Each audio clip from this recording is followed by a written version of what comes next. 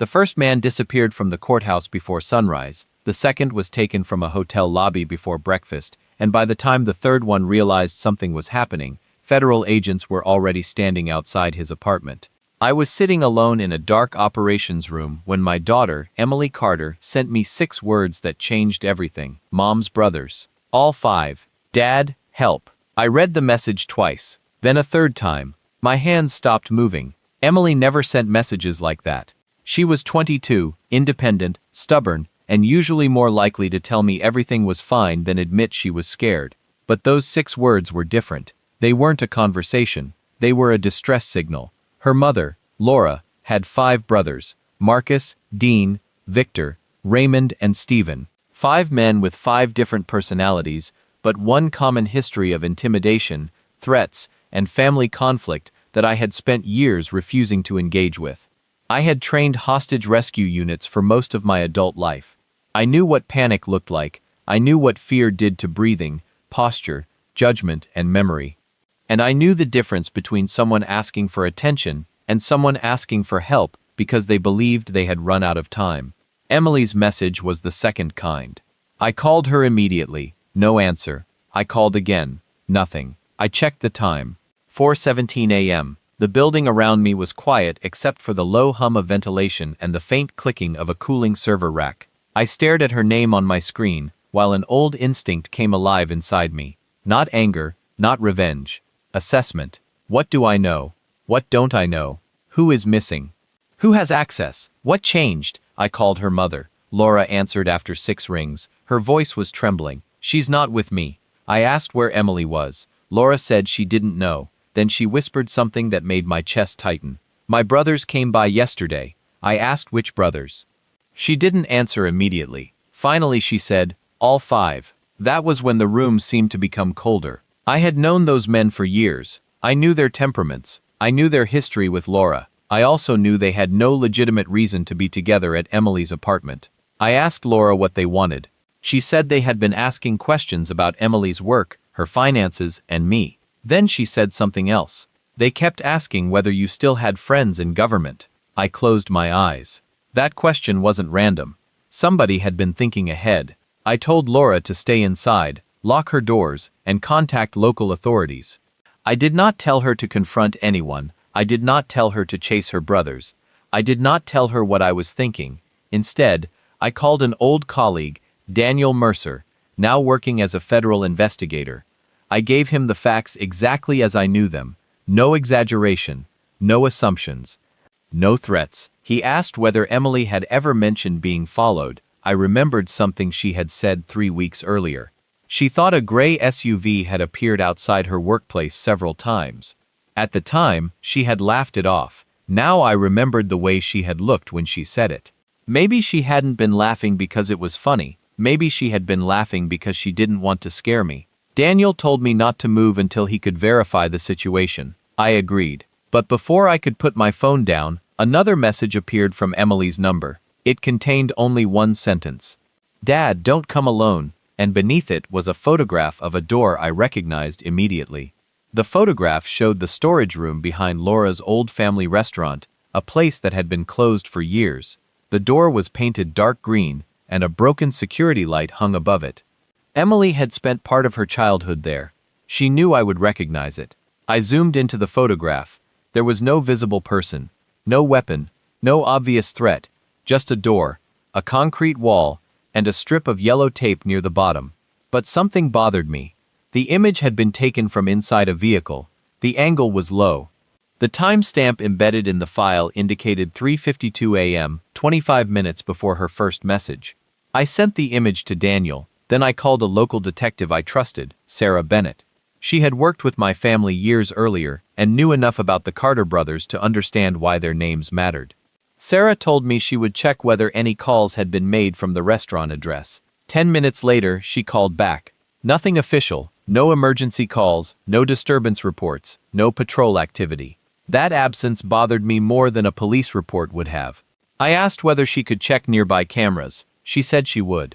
While we waited, I opened an old folder containing photographs from Emily's graduation. There she was, smiling between Laura and me, with all 5 uncles standing several feet away. Marcus had one hand in his pocket. Dean was looking away from the camera. Victor had his arms crossed. Raymond was smiling too broadly. Stephen was the only one looking directly at Emily. I had always considered that photograph ordinary. Now it looked different. Stephen had asked Emily whether she planned to move away after college. She had said yes. He had replied, "People who leave family behind usually regret it." I had dismissed it as an awkward comment from an overprotective uncle. Maybe it wasn't. At 5:06 a.m., Sarah called again. She had found traffic camera footage from 2 intersections near the restaurant. A gray SUV had passed through both locations. The license plate was partially obscured, but the vehicle was registered to Marcus Carter. Then another camera captured a black sedan associated with Dean. Sarah said she couldn't legally conclude anything from vehicles alone, but she was opening an official missing person investigation because Emily had failed to respond and the circumstances were suspicious. That was the right move. I told her I would cooperate fully. Then Daniel called. He had found something more concerning. The federal database showed that Marcus, Dean, and Victor had recently made large cash withdrawals. Raymond had purchased a prepaid phone. Stephen had rented a storage unit under an alias. None of those things proved a crime. Together, they created a pattern. Daniel asked whether Emily had ever told me about a financial dispute. I remembered her mentioning that she had discovered irregular transfers from an account Laura had inherited after her father died. She thought her uncles were pressuring their mother to change the distribution of the estate. I had told her to speak with an attorney. She had said she would. Apparently, she had discovered more than I knew. Sarah called again. The gray SUV had been seen outside Emily's apartment 2 nights earlier. The camera footage showed 2 men entering the building. One was Marcus, the other was Victor. They had stayed for 43 minutes. When they left, Emily was not visible. Then Sarah asked me a question I couldn't answer. Why would your daughter send you a photograph of that old restaurant instead of calling 911? I stared at the green door on my screen, and suddenly I understood. Emily wasn't telling me where she was. She was telling me where the evidence was. I drove to the restaurant with Sarah and 2 uniformed officers, not because I wanted to play soldier, but because the scene needed to be handled legally and safely. Daniel arranged for additional federal support because the case now appeared connected to financial crimes and possible unlawful confinement. I stayed outside while officers entered. The building smelled of dust, old grease, and damp concrete. A ceiling fan moved slowly above a dining room that had not served a customer in years. The kitchen was empty. The offices were empty. Then officers found the storage room. The green door was unlocked. Inside were boxes, old furniture, and a folding table covered with papers.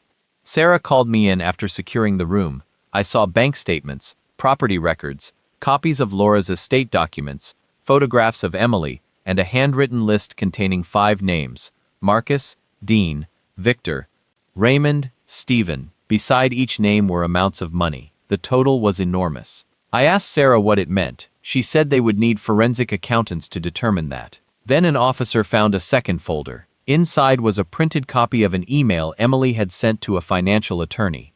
The subject line read, "I think my uncles are stealing from my grandmother." I felt something cold move through me. Emily hadn't disappeared randomly. She had been investigating. She had found something, and apparently her uncles knew. Sarah found another item, a receipt for a storage facility. The address matched Stephen's rental unit. Investigators obtained the appropriate warrant and searched it later that morning. They discovered financial records, forged signatures, several phones, and a notebook containing dates and account numbers. There was no Emily, but there was something else. A written plan describing how the brothers intended to pressure Laura into signing control of the remaining family assets to them. The plan also referenced Emily. She knows too much. That sentence was enough to change the investigation from a missing person case into a potential organized financial crime and coercion investigation. I wanted to find Emily immediately. Every second mattered, but I had spent enough years training people to understand that urgency without discipline could make a dangerous situation worse. We needed information. We needed to know where she had been taken, who had her, and whether anyone was watching for police activity. Daniel's team traced the prepaid phone associated with Raymond. It had connected briefly to a tower near an abandoned warehouse outside the city. Sarah obtained a warrant. Officers moved in. They found Raymond's vehicle. Inside were blankets, bottled water, and another photograph of Emily. But she wasn't there. The warehouse had been empty for months. On the wall was a fresh mark made with blue paint. 3 vertical lines and 1 horizontal line. Sarah stared at it. I recognized the pattern from an old family habit. Emily and I used to mark locations on hiking trips with simple symbols. 3 lines and 1 bar meant, wrong place, keep moving. It was something I had taught her when she was 12. Sarah asked whether Emily could have left the mark herself. I said yes. Then I realized something else. If Emily had been able to leave a clue, she might still be alive. The investigation suddenly had a new direction. We traced every property connected to the 5 brothers. There were 9. 8 were empty, 1 belonged to Victor, and Victor had made a phone call only 11 minutes earlier. By noon, the case had become a race between evidence and time. Victor's call had gone to Marcus. Marcus's phone had then called a number registered to a shell company. Investigators obtained emergency authorization to monitor relevant communications within the scope of the existing investigation. No one was tapping phones because I asked them to. No one was conducting a private military operation. Everything had to be lawful, documented, and supervised. That distinction mattered to me because I had spent my career teaching people that power without discipline becomes a liability. The first intercepted conversation was short. Marcus told Victor, "She moved." Victor asked, "Where?" Marcus answered, "Not my problem anymore." Then the call ended. Daniel believed the phrase, "she moved," referred to Emily. Sarah agreed. They began checking locations connected to the brothers. One stood out. An old hunting cabin owned by Raymond but rarely used. Officers obtained the appropriate warrant and approached the property. The cabin was empty. But inside they found Emily's backpack. Her laptop was missing. Her identification was still there. So was a note written on the inside cover of a book. 4 words. They don't know everything. I felt my throat tighten. Emily was leaving clues deliberately. That meant she was thinking clearly. It also meant she might have had an opportunity to escape. Investigators searched the property line and found fresh footprints leading toward a service road. A nearby farm owner had security footage. The footage showed Emily walking alone at 6:31 that morning. Behind her, 2 vehicles were moving slowly. One belonged to Marcus. The other belonged to Stephen. Emily disappeared from the camera's view near a drainage road. The officers followed the route. They found another clue, a torn piece of fabric from Emily's jacket caught on a fence. But there was no blood, no sign of a struggle, and no indication she had been seriously injured. Sarah said the evidence suggested she had deliberately changed direction. That was when Daniel discovered the most important fact yet. Emily's laptop had connected briefly to a public Wi-Fi network near the courthouse. The connection occurred after she had supposedly been taken. Someone had used the device. Investigators pulled the available network records and found the laptop had uploaded a file to an encrypted cloud account. Emily had prepared a digital archive before she disappeared. It contained bank statements, photographs, audio recordings, and copies of communications between her uncles. She had been building a case against them for months. She had suspected the financial theft before anyone else. And now the brothers were scrambling because they knew she had evidence. The cloud archive contained one final file, a video. Emily appeared on screen sitting inside a parked vehicle. Her face was frightened but controlled. She looked directly into the camera. "Dad, if you're seeing this, don't come looking for me by yourself. I know how you think. I know what you train people to do. Don't become the story they want you to become." Then she paused. I found where the money went. The video ended. Behind her was a reflection in the window. A building. Investigators enhanced the image. The sign was barely visible. It read, North Valley Freight. Sarah knew the location. It was 20 miles outside the city, and one of the 5 brothers had a key. We reached North Valley Freight under a coordinated law enforcement operation. I remained outside the perimeter with Sarah while tactical officers entered. I had trained units for situations involving hostages, barricaded suspects, and high-risk arrests, but this was not my operation. That mattered. I was a father, not a commander. My job was to stay out of the way and provide information. Inside the warehouse, officers found 2 abandoned vehicles and several offices. No Emily, no brothers, but one security guard was hiding in a maintenance room. He told investigators that 5 men had arrived earlier and argued about money. He remembered one woman being brought inside. He couldn't say whether she had been injured. He heard her demanding a phone. Then the brothers left through different exits. The guard pointed toward a small office. Inside, investigators found Emily's coat. Under it was a handwritten note. If they split up, follow Stephen. That was the clue. Stephen was the quietest of the brothers, the one who rarely spoke during family arguments. He was also the one who had rented the storage unit under an alias. Investigators traced his vehicle. It had been seen heading north toward a small town called Red Creek. Local officers were alerted. Stephen was located outside a motel. He tried to leave when officers approached but surrendered after a brief standoff. He was arrested without anyone being injured. During questioning, he admitted the brothers had pressured Emily because she had discovered their financial scheme. But he claimed he didn't know where she was now. He said Marcus had arranged everything. Marcus was arrested 3 hours later at an attorney's office where he had gone to retrieve documents. Dean was arrested at a construction site. Victor was arrested at a bank after investigators discovered he was attempting to move money from an account connected to the scheme. Raymond was arrested at a bus station carrying a duffel bag containing cash and financial records. 4 of the 5 were in custody. The 5th, Marcus, had been the organizer, but Emily was still missing. Daniel asked Stephen where they had taken her. Stephen finally admitted something. Emily had escaped. She had never been held continuously in one place. The brothers had moved her between locations because they were afraid she would contact authorities. At the freight warehouse, she had created a distraction and slipped away through a service corridor. She had reached a roadside diner and borrowed a phone.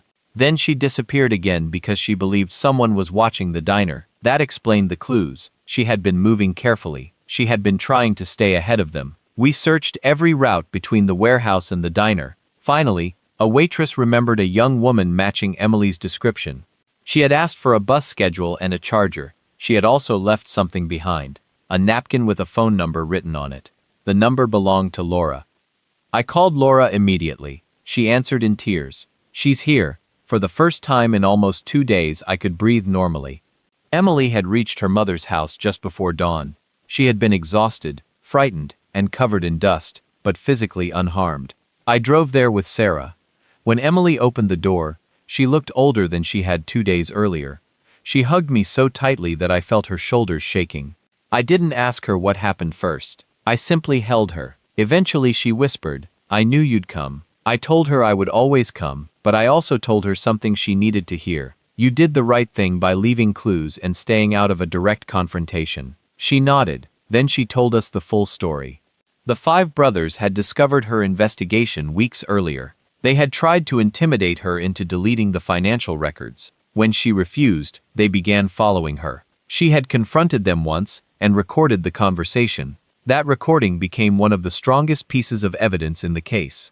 She had not wanted me involved because she knew my military background could make the situation more dangerous. She feared I would try to solve it myself. She had been right to worry. I looked at her and realized how much she understood me. My training had always taught me to move toward danger when other people were moving away.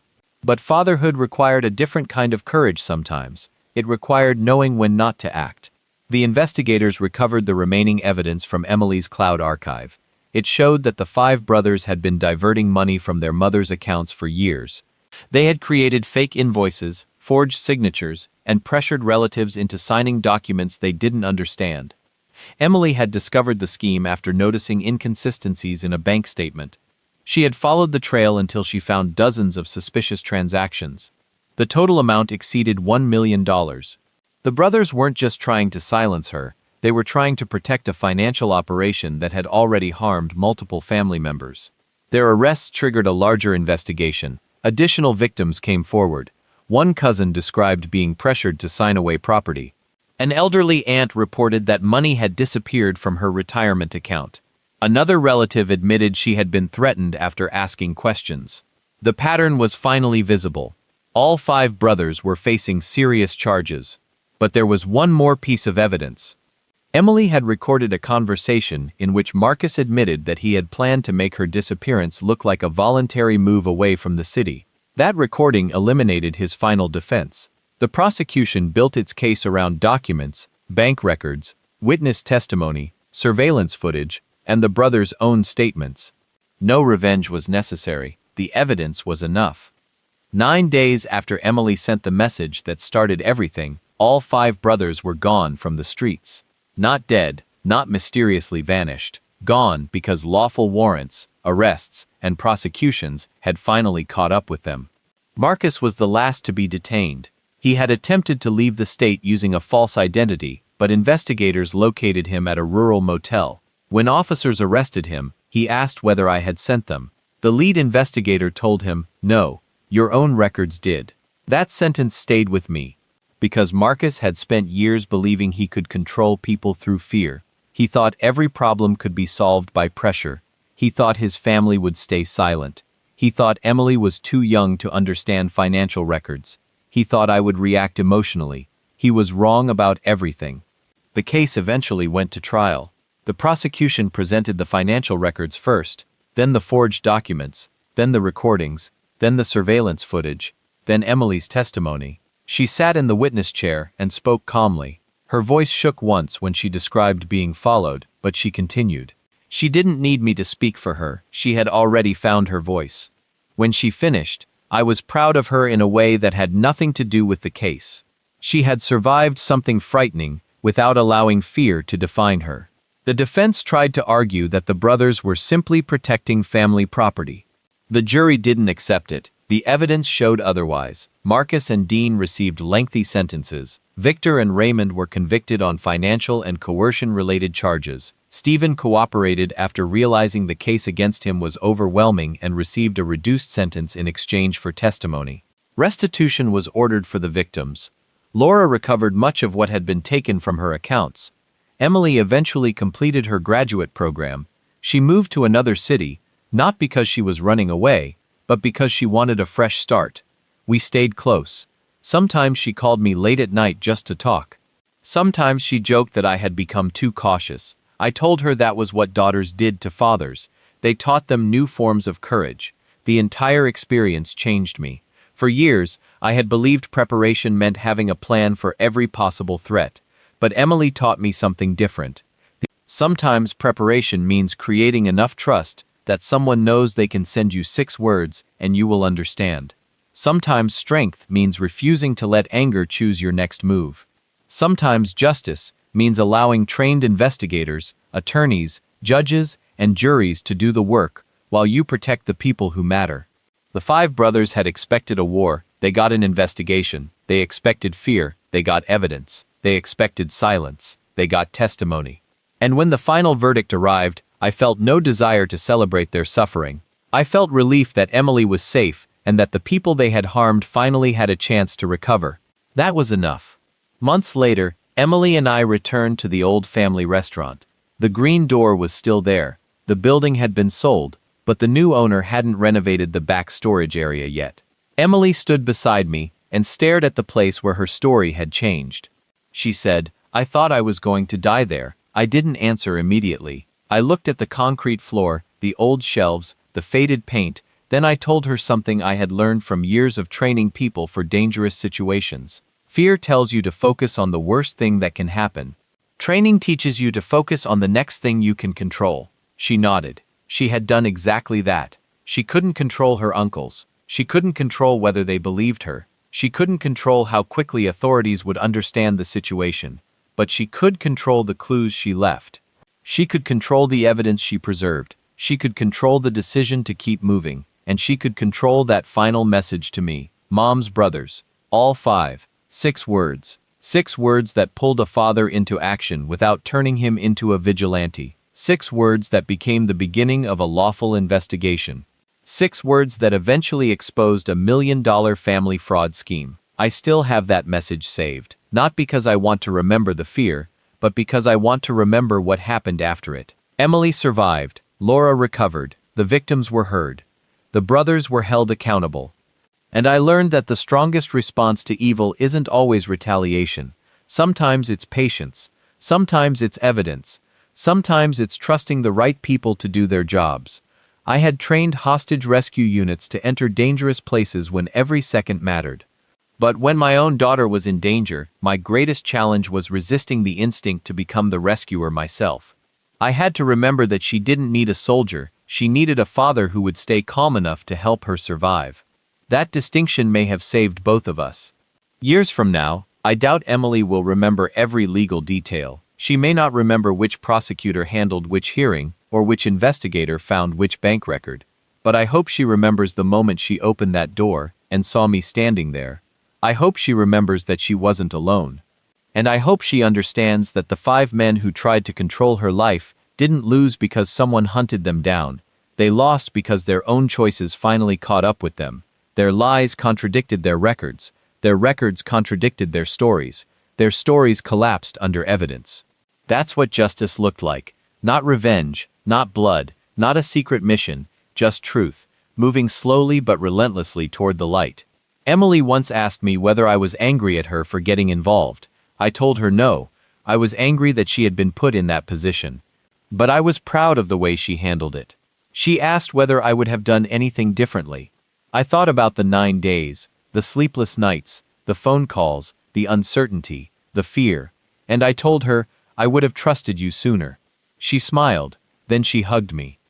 That was the ending I wanted. Not 5 enemies destroyed, not a dramatic victory, a daughter safe, a family healing, and a father finally understanding that sometimes the most powerful weapon isn't force at all. It's the ability to stay calm long enough for the truth to become impossible to hide. If you were in my shoes, would you have waited for investigators and trusted the legal process, or would the fear of losing your daughter have pushed you toward taking matters into your own hands? Where are you watching from? Comment your city or country below. What kind of story do you want next? Military revenge, psychological thriller, or emotional family justice? And tell me honestly, if someone you loved sent you 6 words that sounded like a distress signal, would you trust your instincts immediately, or would you force yourself to slow down and gather the facts first? Thank you for staying with this story all the way through. Take care of your families, protect the people who trust you, and remember that real strength isn't always about how hard you can strike. Sometimes it's about how calmly you can stand when everything around you is falling apart. Until the next story, stay safe, stay strong, and never let anger make a decision that truth could make better.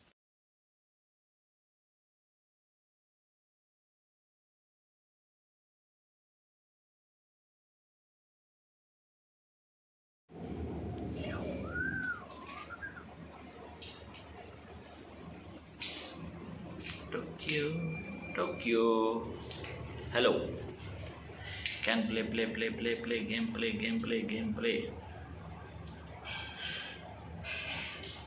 Gameplay करो.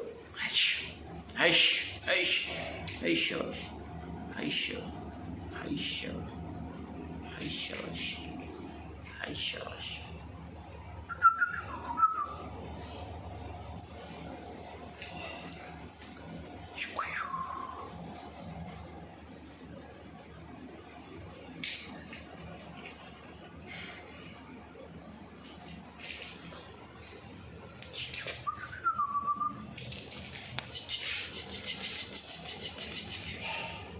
टोकी क्या कर रही हो? तेरी भैंस की आंख. हट हट हट हट हट हट.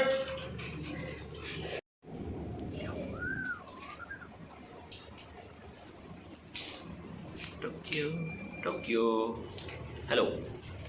Can play, gameplay. Gameplay करो. Hush, hush, hush, hush, hush, hush, hush, hush, hush.